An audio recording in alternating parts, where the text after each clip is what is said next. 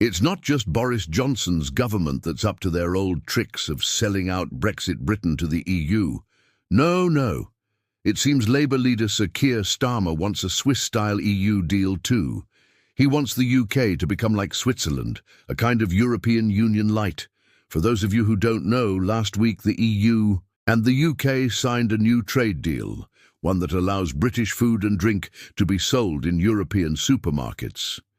In return, the UK gets some concessions on financial services, and of course, we get to keep fishing in each other's waters. All in all, a pretty good deal for both sides, better than the Canada deal that Brexiters claimed would be the dogs. But if this deal looks reasonable enough, it's because it is. It basically edges the UK closer to the kind of relationship that Switzerland has with the European Union. Now, Switzerland isn't a member of the EU, but it does sign into the single market, which gives its businesses and citizens the right to work in any EU country. And in return, Switzerland makes significant contributions to the EU budget and of course follows EU rules on things like workers' rights and environmental standards. If the new EU-UK trade deal is a tiptoe towards the kind of deal that Switzerland has with the EU, then it makes a mockery of Brexit, which was meant to be a clean break from Brussels. And it gets even better for the EU, because if you look at the fine print, it seems that Labour's Sir Keir Starmer wants the same thing. In a letter to the Financial Times, Starmer wrote, "I want a new relationship with Europe that works for Britain. That means deepening our existing agreements, including on security and defence, but also in areas such as trade, investment and transport." So there you have it, folks. Labour wants to deepen our ties with the EU. They want more integration, not less.